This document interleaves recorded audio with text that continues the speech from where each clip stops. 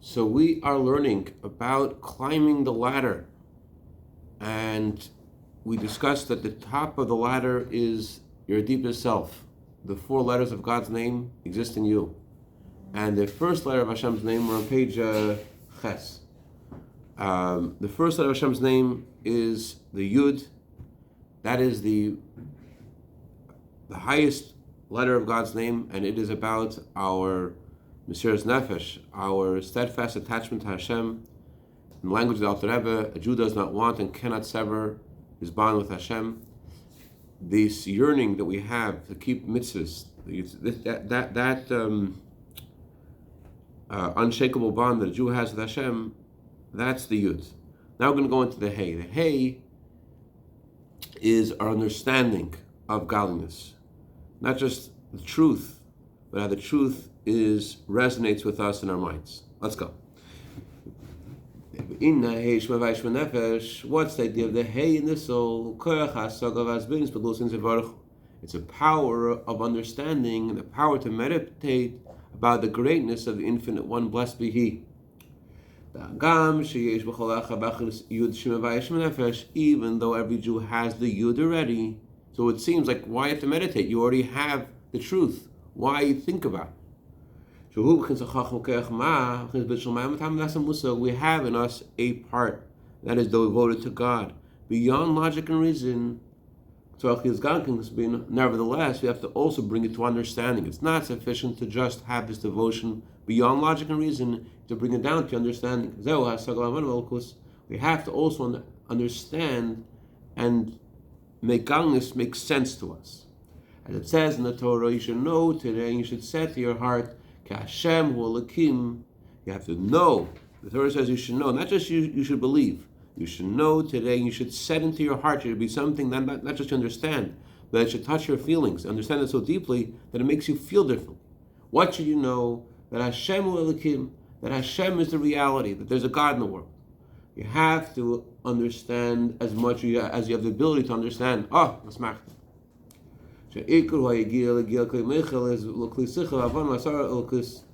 main thing is to exert your mind to understand godliness.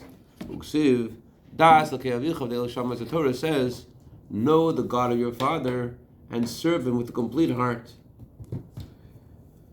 There's certain things that you can only do if you feel a certain way. It's not that you wouldn't do them if you didn't feel this way, and you can't force yourself to do them, but it's the change in character that creates a different kind of action. There are certain automatic things we do just because we feel a certain way. And so the mitzvah of the Torah, know the God of your father and serve him with a complete heart, is specific. You have to understand Hashem. You have to understand Hashem's presence, Hashem's reality. And that is what will give you the good heart. And the good heart changes the way you do things. You could force yourself to put your finger on the siddur and say all the words. But if you want to pour your soul out to God, you have to be talking to someone. You have to be pouring out your heart to someone. You could, in our synagogue, we have a brick wall, right? Baruch Hashem. So you could talk to a brick wall, and you could say all the words, and the code of Jewish law, you said them all. And you could even think about the translation of the words, but you're talking to a brick wall. The idea of Bina, the letter Hey in Hashem's name, is an extra copy over there of Yosef. The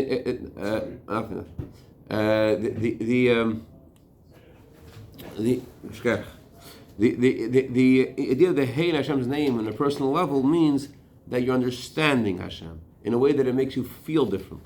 So that's the meaning of the pasuk's instruction.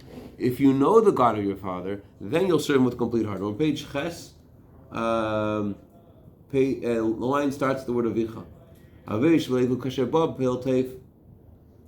What's the sign that you have a complete heart when there is a practical result? For example, in good character.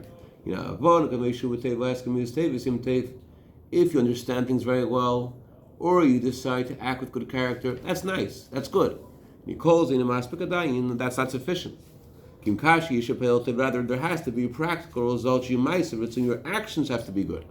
It's not enough that you understand. It's not enough that you decide, you resolve, and act good. But there actually has to be, in the language of the Kuzri, that your actions should be good. The Kuzri is based upon the dream of this Gentile king who dreamt that God said that you have good intentions, but your actions aren't good. And that's what he called this rabbi and other religions to try to figure out what was he doing wrong. So in a similar way, in ourselves, we could have good understanding and good decision and decide we're going to act with good character, but we're not acting with good character, and that's because we're not actually feeling differently. Our heart isn't in the right place. As Rabbi Yochanan said, what's the characteristic that encompasses all characteristics? Having a good heart. You have a good heart, then it makes you see things differently. It makes you hear things differently. That's the center of the chessboard that allows you to win the game. For actions to be appropriate, you have to have a complete heart. And what's the way to complete your heart? How do you make your heart whole? It's through understanding and thinking. It's known, there's a rule. The mind controls the heart. That what that means is not only that we could hard knuckle our feelings and do the right thing even though we don't feel that way. The mind controls the heart also means that the mind actually dictates how the heart shall feel. How you think will produce how you feel. As we see clearly, as see clearly, Dr. Ressman. Yes, sir. Take a right turn, right over here. That's fine. You're good. Okay. That's it. We see clearly that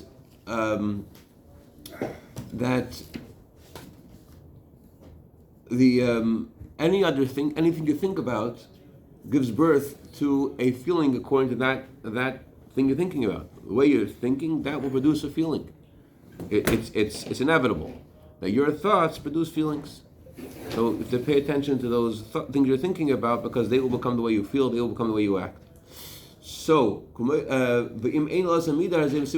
if you are not feeling what you're thinking, it's not because this isn't true, it's because there's some other lousy local conditions that are preventing your thoughts entering your feelings. For example, there's a concept called the plumbing of the heart. The heart is stuffed up. So what's that Hebrew, please? Timtum halev. The heart is stuffed up. There are the three ministers of Pare, and the three ministers of Pare and ourselves are our windpipe, our food pipe, and our veins. Chassidus explains that between the head and the heart there is the neck, and in the neck there are the windpipe, the food pipe, and the veins. And spiritually, they represent our indulgence in the physical, what we eat, what we drink, and what we get heated up about. So we think that it's innocuous, doesn't really matter what we eat and drink and get excited about. But as we learned in the Basilagani Maamar and in this Maamar, that when we get attached to things that are, we put our heart and mind in things which aren't holy, so it deadens our spiritual senses. So that you think something, and yet it doesn't produce the feelings. It is true that your thoughts produce feelings, but it's possible that your heart is something on your heart. It's not letting it go inside.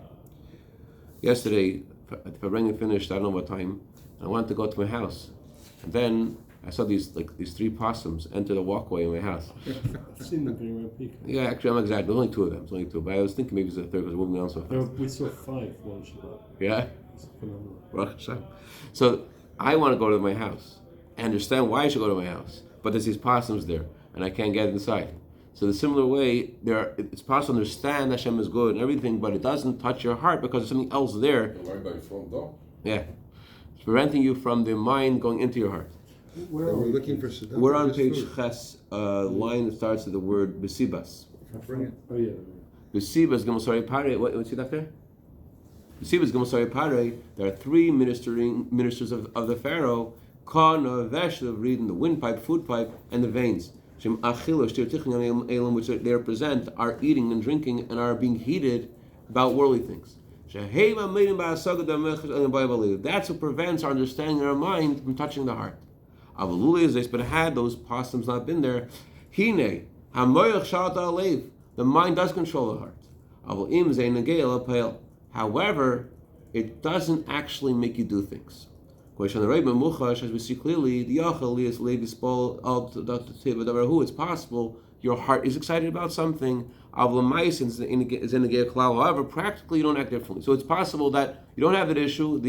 You're not dealing with these three ministers of the Pharaoh.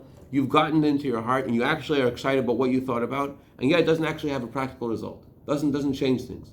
So it's not, you're not just missing you're missing the main thing. The main thing is action.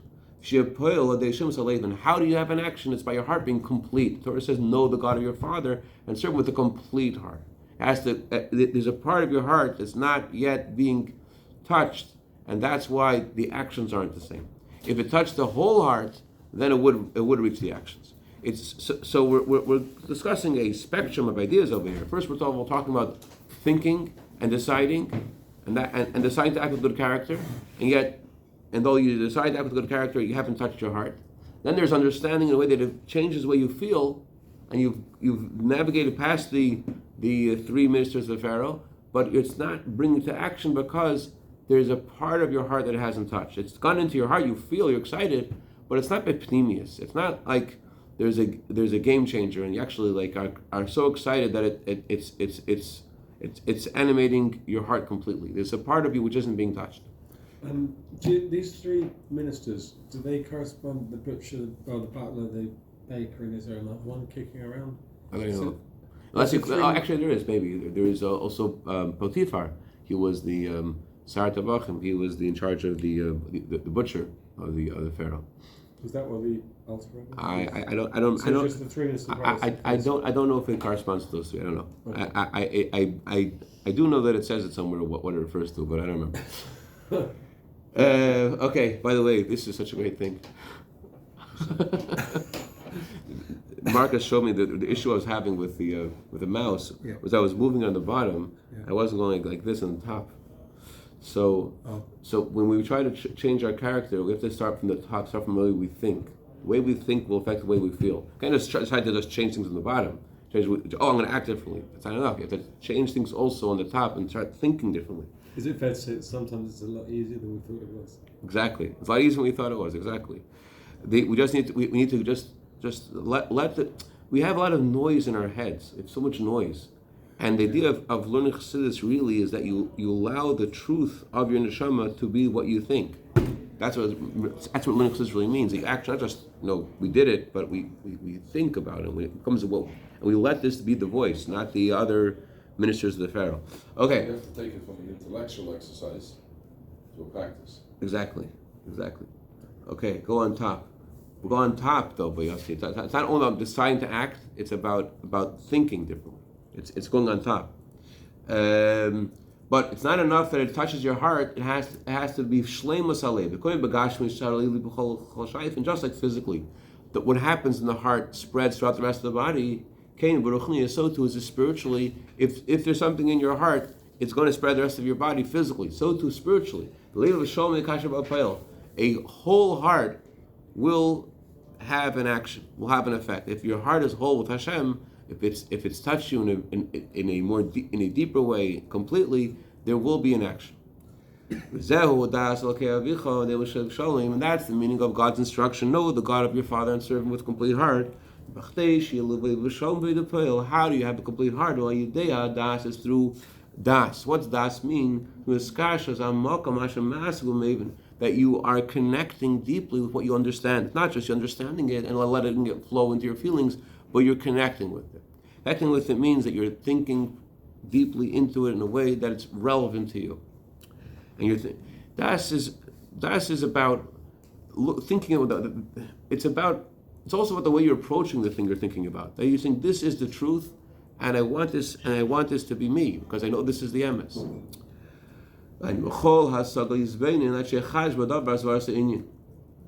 It's you're thinking about something until you have something novel to say about it. What do you have to? It's interesting that Rebbe uses these words in the Hasidic lexicon. This is frowned on. Until our Rebbe, the idea of everyone making their own insights in Hasidus if all the author says you should do this in Tanya, everyone has to invent their own insights in Chassidus. It wasn't something that was spoken about. Everyone should make their own insights. You should like their own ideas. But our Rebbe emphasized it a lot. The Friedrich Bissebli here is not necessarily talking about the same idea. He's talking about, I think, what we learned in the splitting of the Reed Sea. Regarding the splitting of the Reed Sea, it says that a maidservant at the sea saw more than the prophet Ezekiel saw. What did she see that Ezekiel didn't see? So one of the things one interpretations of this is that it wasn't that just that she looked in the higher worlds and saw God's truth. She looked in the physical world and she saw God's truth. That's something novel. The nature that you're in, that everything is eroded. You don't know what to. The floor you're standing on isn't real. The trees aren't real. The water isn't real. You suddenly feel that nature is created by Hashem. That perspective that the maidservant at the sea had, although she wasn't very sophisticated, was beyond what Ezekiel understood. Ezekiel understood it all in the higher worlds, but she saw it happen in this world. That's something novel. That's also the meaning of thinking about something until it's new. What's brand new? What's brand new is that it's actually means something here. That's the novelty I think I was referring to. Not necessarily making your own insight in Hasidus. That's also a good thing, but it's novel in the sense that it's real. It's in the physical world. It's relevant. It means something here. Let's say the Rebbe's words. Let's see.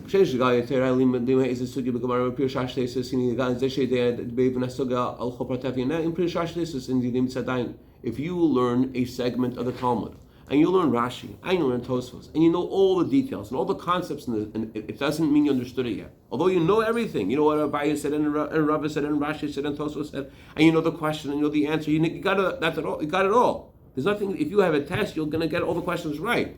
That's not yet knowing. Real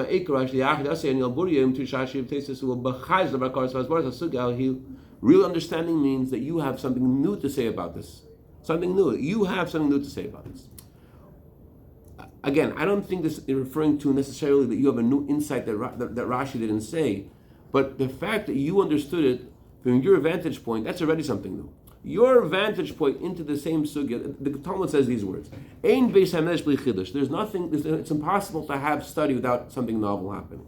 Whenever you study something novel, what's novel? The novel is that you're looking at it from the way you see it. Like the Talmud talks, for example, about the laws of a murder, and whether witnesses who are looking at the same event from two different windows, from two different vantage points, can be combined as witnesses for the same event because they're looking at it from two different angles.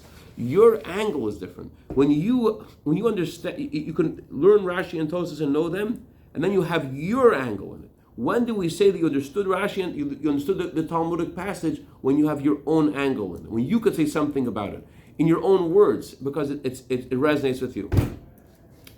It could also be have an insight. You also have something that's new, that's actually brand new. But I don't think he's only referring to that. I think he's referring to.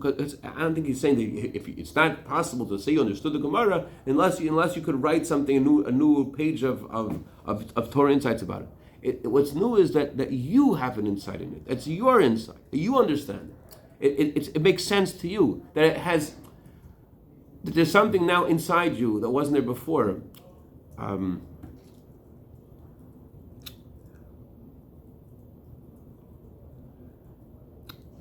I don't know. And that's not going to help anything, but maybe it will. I remember Rabbi Kalmanson Langezund from New Haven giving us he's speaking in 770 about the meaning of witnesses according to the Torah. And he gave two different interpretations why the Torah trusts witnesses. One reason the Torah trusts witnesses is because of because witnesses have they're giving testimony to an idea that makes it more believable because we have these objective people saying this is true, and the more witnesses you have, it would seem that the more true it should be, and that's what the Talmud says. If the Talmud talks about 100 witnesses being something that you can trust more, the Talmud says if someone admits himself and he is part of the story, he admits himself this is the truth, it's considered like 100 witnesses. Now the obvious question is, the Gemara says 2 witnesses are equal to 100. Why does Talmud say 2 are equal to 100 if another place Talmud says that 100? Wow, that's a lot. So he explained that there's 2 ways of understanding what a witness is. A witness could be someone who is contributing to the story because of they are because the Torah says to believe them. And if you believe them because the Torah says to believe them, so then once you have two, you're done. The Torah says to believe two witnesses. That's truth. But then there is another kind of trustworthiness, and that is your personal perspective, the way things seem in the world, the way things are from our perspective. So then 100 witnesses, wow, that says a lot more to me as a human being than 2 witnesses. Even though the Torah says you should trust 2, and therefore as a judge I have to believe 2, but there is a different kind of a clarity you have when there's so many people testifying the same thing. So there is, you can learn the Torah and know the word the Torah says it's true. But then there is having your testimony to this idea, that this has become something that's your own, that you could say this is true, because you understand it. That's a novel thing he's talking about. That's das. Das is that you could say it's true. And you could explain it to, as a friend of mine put it, understanding Chassidus really means, meditating on Chassidus really means, explaining it in a way that you could explain something to your mother. A Jewish mother, no nonsense Jewish mother, she will not accept these fantastic ideas unless it makes sense. So if you explain in a way that it makes sense to your mother, explain that to yourself. That means you got it. Okay. Let's go further. The line that starts with the word "he." It's just like this is true in the revealed parts of Torah, so too is this true regarding the inner parts of Torah. Understanding after you learn something, understood it very well, very clearly. You have to think about it until you have something novel to say about it from mipsari echse. Mipsari echse means from your own personal experience. That you see this to be true from the way you look at it. Mipsari echse, look, from my flesh I perceive Hashem. It's not enough that the Rebbe says that it's true. It's that you see that it's true. What does that mean? Someone was looking at the Rebbe Rashab Siddur. He was saying this. He was saying the confessionary prayer from the Rebbe Rashab Siddur. The Rebbe Rashab said to him, "But when you're saying Hashamnu, you're doing a confession. Don't do it for my sins. Do it for yours." So that's the meaning of my flesh I perceive Hashem. Not just something which is true, but I know this to be true myself. I can testify to this. I can make it make sense to me. I know this is true. It's true for me the way I know this. Until that's the novelty we're talking about. The novelty is that this is actually something that's relevant. Like you know what an aha moment is. What's an aha moment? Oh yeah, that makes sense. I know that. That's what we're talking about. That you say, oh, this is really what it is. But actually, it's more than an aha moment.